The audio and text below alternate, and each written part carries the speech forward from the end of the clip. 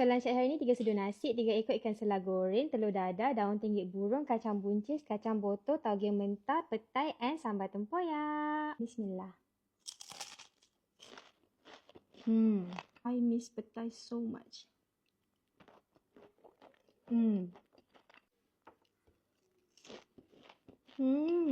Makan mentah macam ni pun sedap.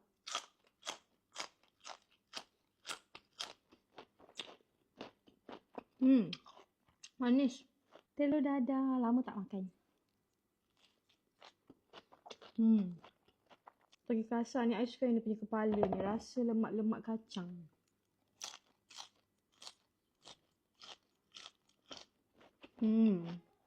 Baru tahu nama dia kacang botol, bukan kacang botol.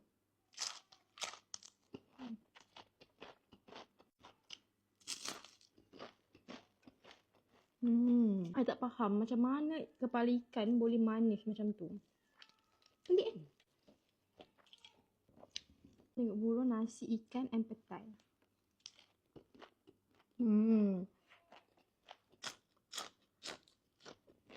Nope.